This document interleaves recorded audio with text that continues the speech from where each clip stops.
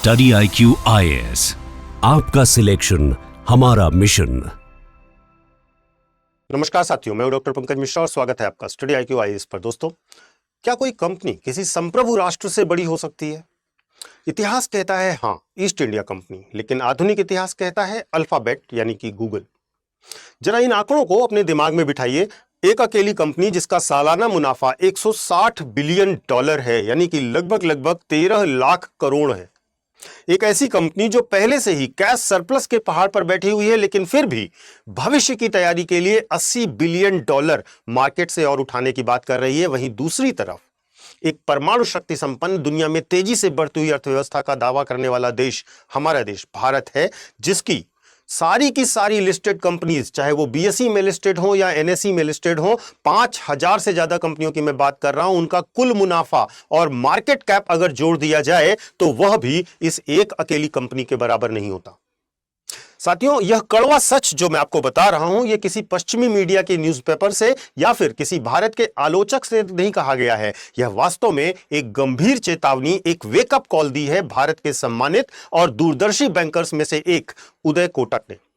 उन्होंने कहा है कि भारत को अब IPL के खुमार से बाहर निकलना चाहिए, राष्ट्रवाद के नारों से आगे बढ़ना चाहिए और बिजनेस ऑफ बिजनेस पर ध्यान देना चाहिए। आज के इस विश्लेषण में हम सिर्फ उदय कोटक के ट्वीट की चर्चा नहीं करेंगे, हम उस खामोश भू राजनीतिक शिफ्ट को डिकोड करने का प्रयास करेंगे जहां पर कॉरपोरेट ताकतें देश की सीमाओं को चुनौती दे रही हैं। उदय कोटक जी ने जो कहा है उसे हल्के में नहीं लिया जा सकता। उन्होंने साफ कहा कि गूगल, जिसके पास पहले से कैश सरप्लस है, उसने 80 बिलियन डॉलर की अतिरिक्त पूंजी जुटाने की घोषणा की है। गूगल का सालाना मुनाफा 160 बिलियन डॉलर है और उसका मार्केट कैप 4.5 ट्रिलियन डॉलर के आसपास है। भारत की सभी लिस्टेड कंपनियों के कुल मुनाफे और मार्केट कैप इससे कम है। लेकिन इस बयान में सबसे एक मारक लाइन भी है जिसको ध्यान दीजिएगा। उन्होंने लिखा कि हम सभी कंपनियों के लिए यह एक वेकअप कॉल है कि वे भविष्य में निवेश करें, वर्तमान चाहे कुछ भी हो। जब IPL खत्म हो गया है तो भारत के लिए बिजनेस पर ध्यान केंद्रित करने का समय आ गया है। उदय कोटक जी जो बातें कह रहे हैं उसमें से दो बहुत ही शानदार और महत्वपूर्ण बातें हैं। पहली, भारतीय कॉरपोरेट जगत का शॉर्ट टर्म विजन वो कोट कर रहे हैं। जब गूगल जैसी कंपनी जिसके पास अरबों डॉलर पड़े हैं वो 80 बिलियन डॉलर और जुटाती है तो वो मौजूदा वक्त के लिए पैसा नहीं जुटा रही होती है। वास्तव में वो उस आर्टिफिशियल इंटेलिजेंस और क्वांटम कंप्यूटिंग के भविष्य को पूरी तरह से कैप्चर करने के लिए जुटा रही है, जो कि आगे आने वाले 50 सालों तक दुनिया पर राज करेगा। वहीं दूसरी बात जो उन्होंने कही वो और भी मजेदार है और वह है भारत के डिस्ट्रैक्शन को दिखाना। कोटक जी का IPL खत्म होने का जिक्र करना महज एक रूपक यानी मेटाफर है। वो भारत के नीति निर्माताओं और उद्योगपतियों को इशारा कर रहे हैं कि तमाशे और इवेंट मैनेजमेंट से बाहर निकलिए। असली ताकत है कैपिटल में और असली ताकत है टेक्नोलॉजी में।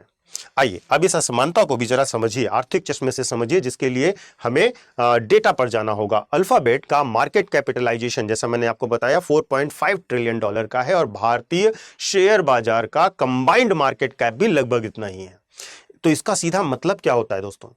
Reliance Industries, TCS, HDFC bank, Infosys, Adani group, SBI, Wipro, इन सभी भारत की महारत्न, नवरत्न और प्राइवेट सेक्टर की दिग्गज कंपनियों को अगर हम तराजू के एक पलड़े पर रख दें और दूसरे पर अकेले गूगल को रखें तो भी दोनों बराबर होंगे। सोचिए, वॉरेन बफेट की बर्कशायर हैथवे ने इस नए कैपिटल रेज में 10 बिलियन डॉलर का इन्वेस्टमेंट किया है। क्यों? क्योंकि ये दुनिया के जो सबसे चतुर निवेशक को यह पता है कि संप्रभु राष्ट्र भी एक बार डिफॉल्ट हो सकता है, लेकिन ये टेक जायंट्स कभी फेल नहीं होंगे। यह भारत के लिए कोई बेइज्जती नहीं है, यह एक रियलिटी चेक है जो हमें बताया जा रहा है कि हम जिस 5 ट्रिलियन डॉलर होने की इकोनॉमी होने का जश्न मना रहे हैं, उतने के आकार में तो अमेरिका की सिर्फ एक और दो कंपनियां ही हैं। अब ध्यान दीजिएगा, सबसे इंपॉर्टेंट बात कि the big tech is the new empire. आज दुनिया की 5 बड़ी टेक जायंट कंपनियों को देखिए, एप्पल, माइक्रोसॉफ्ट, एनवीडिया, अल्फाबेट और अमेजन। अगर वित्तीय रूप से ये देखें तो ये इतनी शक्तिशाली हो चुकी हैं कि वे दुनिया के अधिकांश देशों की संप्रभुता को ओवर रूल कर सकती हैं। और अगर आप देखोगे तो गाहे बगाहे आप इसको लेकर के न्यूज पाते भी हो। एनवीडिया जो केवल और केवल AI चिप्स बनाती है, उसका मार्केट कैप पाकिस्तान, बांग्लादेश, श्रीलंका और नेपाल की कुल GDP को मिला देने के बाद भी उससे कई गुना ज्यादा है। अमेजन दुनिया के 30% से अधिक क्लाउड इंफ्रास्ट्रक्चर को कंट्रोल करती है। इसका मतलब यह है कि अगर अमेजन कल अपना स्विच ऑफ कर दे तो आधी दुनिया के सरकारी दफ्तर और बैंक बंद हो जाएंगे। दोस्तों, यहां पर बात केवल पैसे की नहीं है, यहां पर मुख्य बात है डेटा हेजिमोनी की। ये कंपनियां ये तय करती हैं कि आप क्या देखेंगे, क्या सोचेंगे और आपकी राष्ट्रीय सुरक्षा का डेटा स्टोर कहां होगा। जो देश या कंपनी इस एआई रेस को जीतेगी वही अगले दशक के भू राजनीतिक स्क्रिप्ट को भी तैयार करेगी और दुनिया को मनवाएगी भी। और इसी संदर्भ में उदय कोटक ने एक और गंभीर शब्द का प्रयोग किया है, ट्राइबल वर्ल्ड। उन्होंने कहा है, उन्होंने जो केवल ट्वीट नहीं किया, वास्तव में उन्होंने CII के एनुअल समिट 2026 में भारतीय उद्योगपतियों को एक डरावनी और सच्ची तस्वीर दिखाई है। उन्होंने कहा है कि हम एक शत्रुतापूर्ण कबीलाई दुनिया में, हॉस्टाइल ट्राइबल वर्ल्ड में रह रहे हैं। इसके लिए हमें तैयार होना होगा। इसका भू राजनीतिक संदर्भ और अर्थ समझिएगा दोस्तों। पिछले 80 सालों में दुनिया जिस ग्लोबलाइजेशन की बात कर रही थी, जिस ग्लोबलाइजेशन के भरोसे चल रही थी, जहां सप्लाई चेन खुली हुई थी, जो ट्रेड था वो फ्री हुआ करता था, वह युग अब आधिकारिक रूप से समाप्त हो चुका है। दुनिया अब ट्राइब्स यानी कि पावर ब्लॉक्स में बंट रही है। एक तरफ अमेरिका और उसका गुट है और दूसरी तरफ चाइना और उसका गुट है। दोस्तों, अब ध्यान दीजिए, आपके पास इस ट्राइब के इन गुटों को भी समझना होगा। जिस कबीलाई जंग में जो भी ट्राइब्स हैं, चाहे हम यूएसए या चाइना किसी की भी बात करें, ये अपनी टेक्नोलॉजीज को, अपने इन्वेस्टमेंट्स को, अपने संसाधनों को, अपनी पूंजी को छुपा कर रख रहे हैं और उसको इकट्ठा करते जा रहे हैं। दुनिया इस पावर ब्लॉक को अब इग्नोर नहीं कर सकती, ये कहना चाहते थे वो। और इस नई और क्रूर दुनिया की अगर मैं बात करूं तो इसमें जीवित रहने के लिए भारत को 3 मोर्चों पर काम करना पड़ेगा। सबसे पहली बात, हमें बात करनी पड़ेगी एनर्जी सिक्योरिटी पे। आपने अभी देखा होगा, मध्य पूर्व में संकट आया, स्ट्रेट ऑफ हॉर्मुज पर संकट आया तो पूरी अर्थव्यवस्था डामाडोल हो गई। उसके झटके हम आज तक महसूस कर रहे हैं। दूसरा हमें करना पड़ेगा, हमें टेक्नोलॉजिकल सॉवरेनिटी पर ध्यान देना पड़ेगा। हमारे पास अपना ना तो सर्च इंजन है, ना ही कोई बड़ा ऑपरेटिंग सिस्टम है और ना ही हम एडवांस सेमीकंडक्टर चिप्स बनाते हैं। इन सब के लिए हम दुनिया की ट्राइब्स पर निर्भर हैं। और तीसरी सबसे बड़ी बात यह है कि हमें कैपिटल स्ट्रेंथ को भी मजबूत करना होगा। यानी कि हमारे उद्योगपतियों को अगर हम देखें तो उनके पास जो पूंजी है भी वो बहुत ही सिलेक्टिव एरियाज में इन्वेस्टमेंट करते हैं और बहुत पूंजीगत निवेश हमारे देश में होता भी नहीं है। अभी हाल ही में आपने देखा होगा, प्रधानमंत्री के आर्थिक सलाहकार ने भी यह बात कही है कि हमें और उद्योगपतियों की जरूरत है और भारत को जो उद्योगपतियों को लेकर के नजरिया है वो काफी नकारात्मक भी है। अब भारत को इन तीनों चीजों पर काम करने के साथ साथ अपनी और भी मुद्दों को भी देखना पड़ेगा कि कहां पर प्रॉब्लम्स आ रही हैं, क्यों हम उस स्केल को छू नहीं पा रहे हैं। इसके लिए 3 स्ट्रक्चरल कारण मैं आपको बताता हूं कि क्यों हम इस स्केल पर नहीं जा पाते हैं, और वो भी बिल्कुल साफ साफ। पहला है R&D स्टारवेशन का मामला। यानी कि अमेरिका जो है अपनी जीडीपी का 3% से ज्यादा रिसर्च और डेवलपमेंट पर खर्च करता है। चीन की अगर बात करें तो चीन R&D पर 2.5% खर्च करता है और भारत आज भी 0.6 से 0.7% खर्च करता है।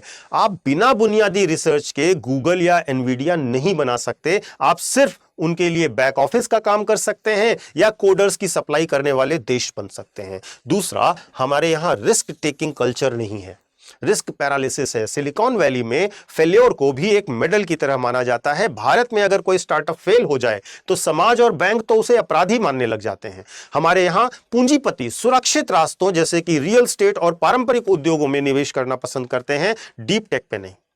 और तीसरा बड़ा मुद्दा है ओवर रेगुलेशन का, लाल फीताशाही का। उदय कोटक ने खुद कहा कि भारत को ओवर रेगुलेशन से बाहर निकलना होगा। जब सरकारें और रेगुलेटर्स बिजनेस के हर कदम को संदिग्ध मानने लगती हैं तो बड़े कॉर्पोरेट्स बड़े और बोल्ड फैसले लेने से डरने लगते हैं। दोस्तों, अब यहां से समझने के बाद आपको यह लगता होगा कि क्या भारत के लिए सारे रास्ते बंद हैं, क्या भारत के पास और कोई ऑप्शन नहीं है? तो दोस्तों, यह वेकअप कॉल है, निराशा के लिए नहीं है। वास्तव में यह वेकअप कॉल हमें अपनी रणनीतियों को रे इंजीनियर करने के लिए है। भारत के पास कुछ ऐसी ताकतें हैं जिन ताकतों पर अगर भारत ध्यान दे तो ये ताकतें दुनिया के किसी देश के पास नहीं है। हमारा डिजिटल पब्लिक इंफ्रास्ट्रक्चर जैसे कि यूपीआई और डिजिटल गवर्नेंस आज वैश्विक स्तर पर एक मिसाल बन चुका है। हमारी 65% आबादी 35 साल से कम उम्र की है, जो कि दुनिया की सबसे बड़ी तकनीकी कार्यबल बन सकती है अगर सरकार उस पर निवेश करे, अगर हम उस भविष्य को पहचाने।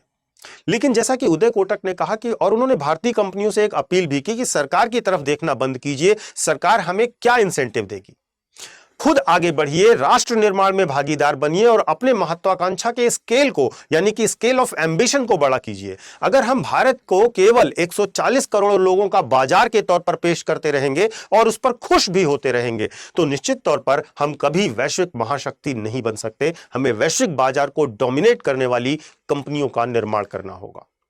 चलते चलते इस पूरे विश्लेषण का निष्कर्ष मैं कुछ शब्दों में आपको बता दूं। पहला, एक अकेली अमेरिकी दिग्गज कंपनी भारत के पूरे कॉर्पोरेट जगत के वित्तीय आकार को चुनौती दे रही है। दूसरा, ग्लोबलाइजेशन इज डेड और कबीलाई दुनिया में केवल वही देश बचेगा जिसके पास तकनीकी होगी और अटूट पूंजी होगी। और तीसरा, भारत को अब मनोरंजन के मोड से बाहर निकलकर डीप टेक और सीरियस इकोनॉमी के मोड में आना ही होगा अगर आपको वैश्विक महाशक्ति बनना है। तो उदय कोटक जी की यह चेतावनी कोई आलोचना नहीं है और वास्तव में यह एक कड़वी दवा है। और सवाल यह है कि क्या हमारा भारतीय कॉर्पोरेट जगत और उसकी नीतियां इस दवा को समय पर लेंगे या नहीं। आपको क्या लगता है कि क्या कभी भारतीय कंपनियां भी गूगल या एनवीडिया जैसी वैश्विक महाशक्ति बन पाएंगी, या फिर हम सिर्फ और सिर्फ एक कंज्यूमर मार्केट बनकर रह जाएंगे? अपनी राय कमेंट बॉक्स में अवश्य शेयर कीजिएगा। और मैं आपको अपने सोशल मीडिया हैंडल्स बता देता हूं। यूपीएससी मेंटोर पंकज सर के नाम से आप मुझे कनेक्ट कर सकते हो इंस्टा और टेलीग्राम पर। यहां पर आपको मेरे सारे वीडियोस के लिंक मिल जाएंगे। और इसके साथ साथ जो बच्चे यूपीएससी की तैयारी करना चाहते हैं वे हमारे बैचेस से जुड़ सकते हैं। हमारे बैचेस 6 जून से शुरू हो रहे हैं। 2027, 2028 या 2029 जो भी आपका लक्ष्य हो, हमारे बैचेस से जुड़िए। बैच की डिटेल्स आप डिस्क्रिप्शन बॉक्स में दिए गए लिंक पर जाकर या हमारे ऐप या वेबसाइट पर जाकर देख सकते हैं। महत्वपूर्ण रूप से कोर्स को खरीदने से पहले यदि आप पीके लाइव कोड का इस्तेमाल करते हैं तो आपको मैक्सिमम डिस्काउंट भी मिलेगा। Thank you so much. जय हिंद। स्टडी IQ IAS, आपका सिलेक्शन हमारा मिशन।